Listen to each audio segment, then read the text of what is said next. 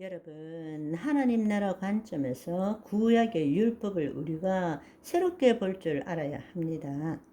만약에 인간이 죄를 짓지 않았다면 하나님과 우리가 언약을 맺을 필요가 있을까요? 없겠죠. 인간이 죄를 지은 근원이 무엇입니까?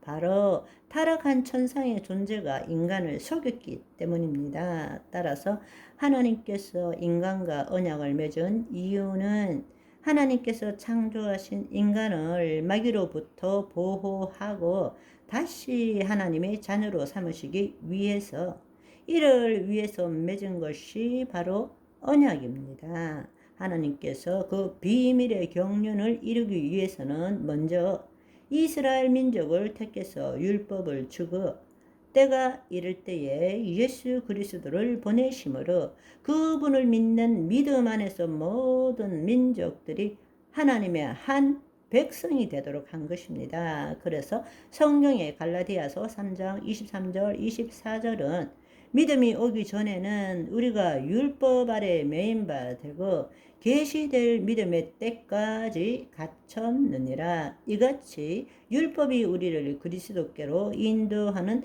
초등 교사가 되어 우리로 하여금 믿음으로 말미암아 의롭다 함을 얻게 하려 함이니라. 아멘. 그렇다면 우리가 예수 그리스도를 믿음의 결과는 무엇입니까? 결국에는 하나님의 영이 우리 안에 임함으로 우리가 예수 그리스도 안에 새로운 피조물이 되어야 되는 거잖아요. 그런데 여전히 내가 예수 그리스도를 믿는 자, 즉 주체가 거짓 자가 주체가 된 신앙생활을 한다면 율법은 여전히 우리에게 유효한 것이란 사실입니다. 율법은 이스라엘 민족에게만 준 것이 아니라 다르게 하나님 나라의 관점에서 볼 때는 하나님의 영이 없는 자, 하나님의 영의 인도함을 받지 못하는 자들에게 준 것이기 때문입니다. 우리가 예수 그리스도를 믿지만 여전히 거짓 자아가 주체인 신앙생활을 한다면 율법은 여전히 유효하고 우리에게 영향을 미치게 된다는 사실을 알아야 한다는 것입니다. 율법은 제사법, 시민법, 그리고 도덕법을 포함하고 있습니다. 이 세 가지 법은 유기적으로 서로 연결되어 있습니다. 주로 레위기는 제사법에 대해서, 신명기는 도덕법에 대해서, 우리가 흔히들 율법을 모형과 그림자라고 말할 때는 제사법, 의식법에 대한 것입니다. 유월절 어린 양, 제물, 제사법 등은 예수 그리스도의 죽으심과 부활하심을 뚜렷이 보여주는 것이죠. 또 성막, 그것은 그리스도의 구속 사역과 더불어서 성도들의 영적 삶에 대해서 알려주는 것입니다.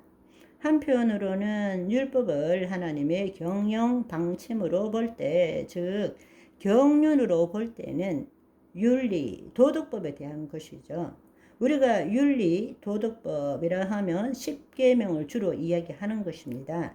10계명에 있는 것들을 가지고 우리가 그러니까 실제로 지금 살아가면서 대부분의 율법이 가시로 들어오는 것은 10계명에 해당되는 거예요.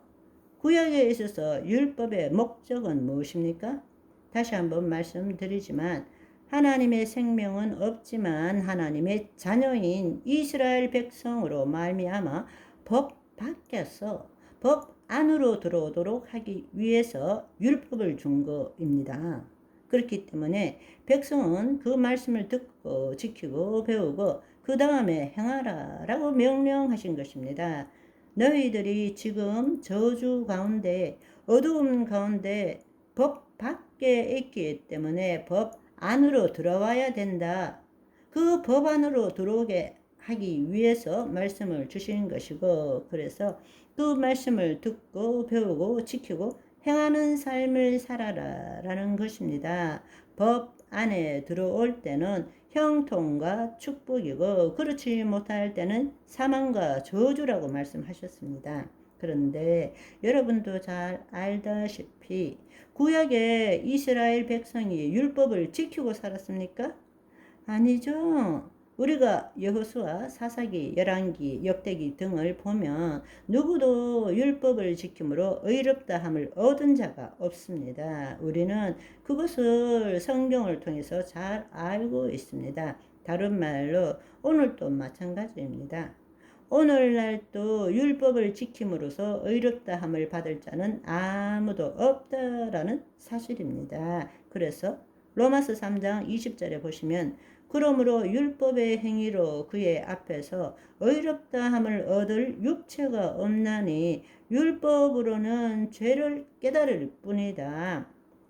야고보서 2장 10절의 말씀을 보시면 누구든지 온 율법을 지키더라도 그 하나를 범하면 모두 범한 것과 같이 된다는 사실입니다. 따라서 율법으로 의롭다함을 얻을 자는 아무도 없다라는 것입니다. 율법을 지키지 못했다면 그렇다면 구약에 있어서 저주와 사망 가운데로 들어가야 되지 않겠습니까?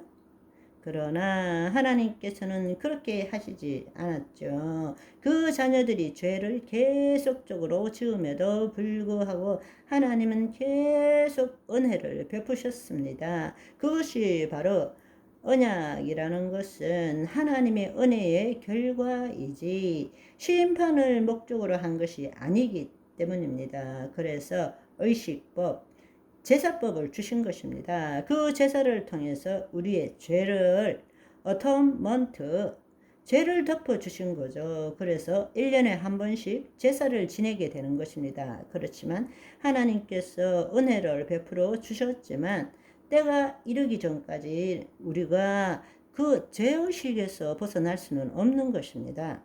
하나님께서 우리가 율법을 지키지 못하고 하나님이 누구이신 줄 알고 우리가 얼마나 죄인인 것을 깨닫게 하셨죠. 그리고 제사를 지내게 하셔서 우리 죄를 덮어 주시기는 하셨지만 완전히 사해 주신 것은 아직 아니라는 것입니다.